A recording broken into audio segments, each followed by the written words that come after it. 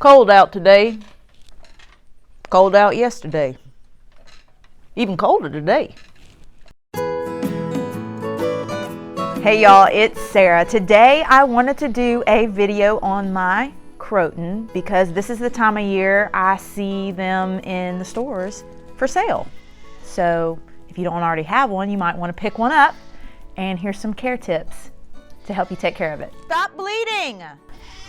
The interesting thing about seeing Crotons in the store in the fall is that a plant does not get any more tropical than this one, okay? It wants direct sun, heat, humidity, all those summer type things. But you see it out in the fall because, well, duh, the colors. It's yellow, orange, red. Hello, fall. Don't let that fool you into thinking that this is a cold, hardy plant, because it is not. It's just not. This was my very first house plant. This one started it all, okay? And not a bad plant to learn off of because most of your house plants are gonna be a tropical plant. It's pretty forgiving as well.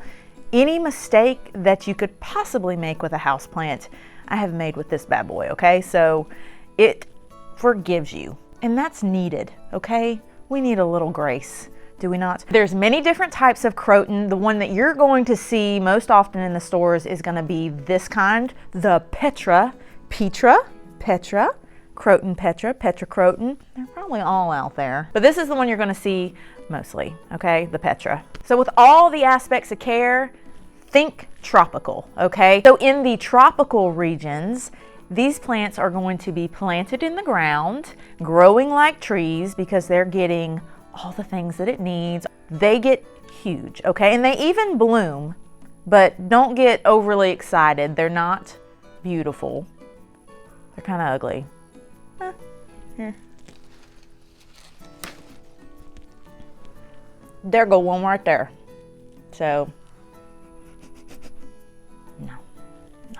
So just keep tropical thoughts in your head while you're caring for this and you should be fine. To get this yellow, red, orange looking color, they're going to do that outside more than likely. And they'll probably bloom outside more likely than they will inside. Inside, they're going to be on the more greener side, which is fine. They're still beautiful. You'll still see those colors. Put it right up next to the window. It can take direct sun. Don't worry, you're not going to burn these leaves. It wants the sunshine, okay? Remember I made all those mistakes, right? So I can tell you that Crotons can survive in a low light situation. However, they're not going to thrive there. Give them some sun. Watering. You're not gonna want these plants to dry out. These are those plants that are gonna say moderately moist on the tag. So all that means is don't let the topsoil get dry like this one. You're gonna want to water it if the soil feels a little dry at all. So water it all the way through. Don't let it dry out. Bad things could happen if it dries out. You are leaving it susceptible to spider mites, which is what this particular houseplant is prone to.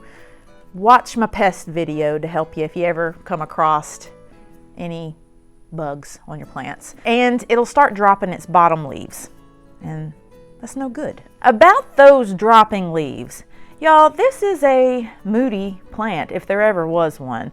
I'm talking, it gets so set in its ways that if you move it or even talk about moving it, it's gonna drop a leaf, okay? Don't panic. It's just the way she is. I've called this plant forgiving a few times now. I'll tell you one thing it's not gonna forgive you about though, and that is getting too cold. It dropped below freezing last night. Big girl did fine.